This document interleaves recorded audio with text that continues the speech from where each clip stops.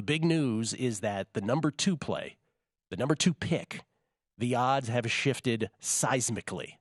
We're allowed to use seismically there? I think we are. Yesterday, Brandon Miller was a pronounced, not a negligible dog at all. He was just shy of a $2 dog to go number 2. He's now minus 400, even as high as minus 500 in some spots to go number 2. And remember on this show yesterday, I was like, hey, JVT, Jonathan Montoba was on with us. I was like, is the only thing we know beyond Wembanyama that Scoot is going number 2? And he was like, well, no, because this is where the markets and the reporting has, and I'll use my word, has dissonance. They don't jibe with each other at all. And so I was like, oh, that's interesting. So we still know nothing beyond Wembanyama. And so yesterday, I'm watching I always forget what the teams were. I'm watching Oral Roberts and TCU. I in-game undered that. It got home.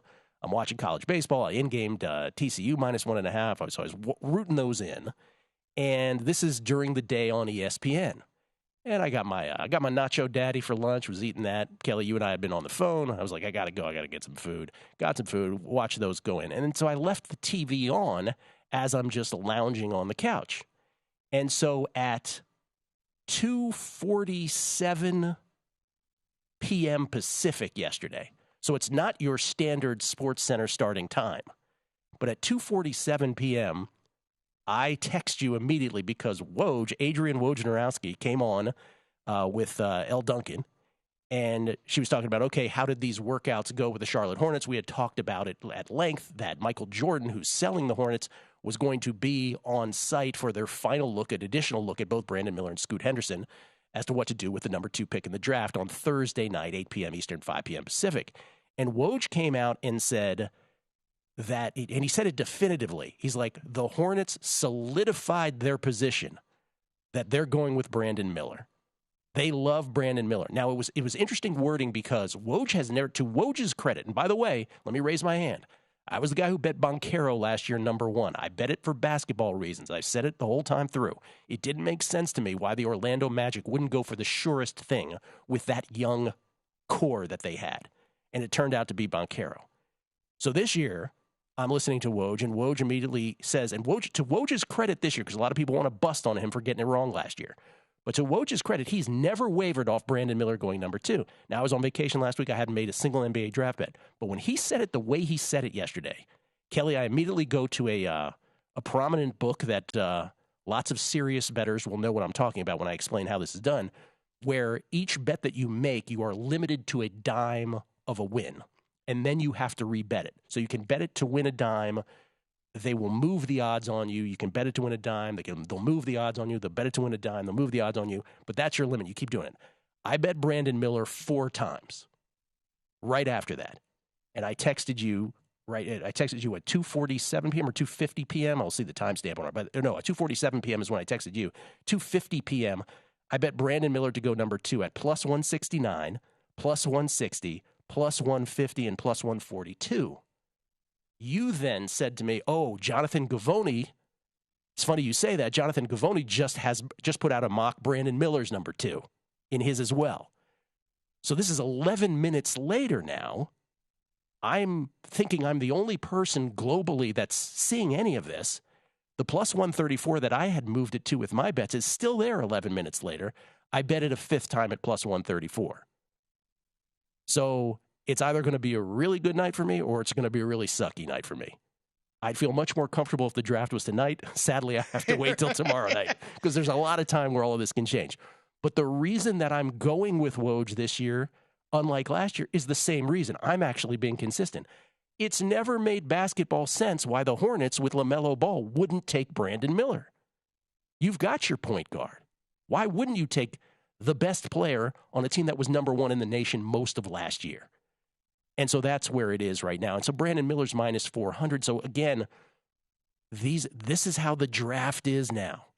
It's all that. Now, keep in mind, thank goodness, and again, serious bettors will know where I'm talking about here, this isn't one of these Vegas shops that think you're taking a shot at them when you do this. This is, you just have the information before I did. What was amazing about it, though, Kelley, is it's Woj in broad daylight, saying it definitively, being corroborated by Givony, and I felt like I was the only human being on earth betting it at the time. It was weird, the because I was sitting there like all afternoon tracking it too. I was freaking out when you sent me that video because I was like randomly doing the dishes and I had like 2 TVs on. I'm like, where did I miss this at?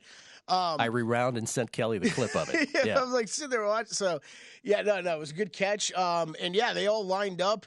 Gavoni's mock draft. Wasserman's over at Bleacher Report just came out today. He's got his final mock draft, he's calling it. And Brandon Miller, number 2 there. So they're all lining up there.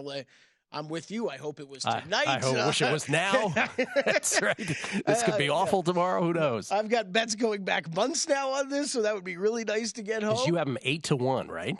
Plus 850. Plus 850. Yeah, and then Scoot plus 550 to go third. Good for you. So yeah, it could be a big night. Let's hope. I think it's what was most interesting about it yesterday. To your point of feeling like. Why you feeling like you're the only person? And I put one more in yesterday at plus 130, kind of when you and I were texting. But that was, to your point, I'm like looking at these odds, and it's like it hit a point where they stopped moving. Like it moved after that hit by Woj. It started to move, but like DraftKings, FanDuel, PointsBet, they all paused for, I would say, about a 3-4 hour period where it was like Scoot minus 140 to minus 150 still. Interesting. And Brandon Miller about even money. And it paused there for a while, and then it steamed up overnight. Then it went crazy. And then it went crazy overnight. And we're seeing, like you said, minus $4, minus $5 now. Yeah, and again, this is just to sort of tell you, again, for a guy who got beat on the NFL draft this year, we were very open about getting beat on that. These drafts are amazing betting vehicles when they go your way. And for the NFL, it went our way year after year after year after year until this year. And so hopefully this works out, and it's a big night. And obviously that number is gone. And it's gone, and I would not bet it now. Like this absolutely not. Like there is still... We might not be right. Exactly. Yeah. Exactly. Like that is... Especially with, I didn't really understand the workout thing yesterday, right, Gill? I talked about that. We did, yeah. It felt very odd that you're having these 2 guys come in for a private workout 4 days before the draft. And then what? All of a sudden we're talking about 24 hours later? Oh, okay. We definitely know where we're going. Could be a smokescreen. Could be. Right. It just feels all smoky where it's, like, if that was, my whole thought was, it's a smokescreen to bring both these guys in because you're just trying to get someone to offer you the best possible trade proposal, right? And that makes sense, you should. What doesn't make sense, though, is then less than 24 hours later, you're like, all right, never mind, we got our guy. Like, we don't need any trade offers. I'm just going to go with my basketball compass, right? Then my North Star is going to be what makes most sense basketball, both last year and this year. I do also want to say, though, we haven't said a good PSA about the NBA draft. This applies to all drafts. But remember, if you're like a first-time draft bettor, that different markets will allow you almost the same bet at different prices. Books are very funny how they will not see the incremental difference in some of the things that they're doing. So if you have a certain player and you're doing a draft position, right? Let's say it's Jarris Walker, Cam Whitmore, Amen Thompson, whoever it is. You could see it to go top 5 at a plus, let's throw out a number, plus 150. Then you can also see under 5.5 at plus 180.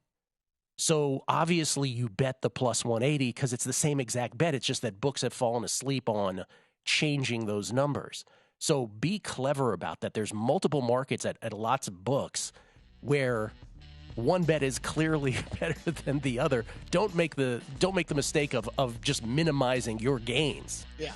I feel like that's our most common and important pro tip on a numbers game here recently with all these books. Without question. So if you're convinced now that Brandon Miller does go number 2, and it's minus 400, let's say, you can find other markets, Kelley, where you'll see an exact order, right? Wembanyama 1, Miller 2, Scoot 3, and the number will be less than minus 400. Now, it won't be like, minus 120 or anything. Yeah. But it will be cheaper.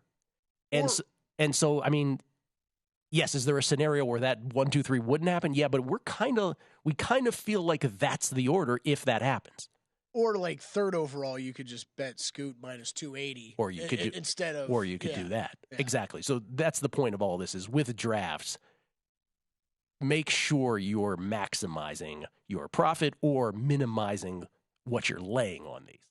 Go to VSiN.com/subscribe to become a VSiN Pro subscriber today.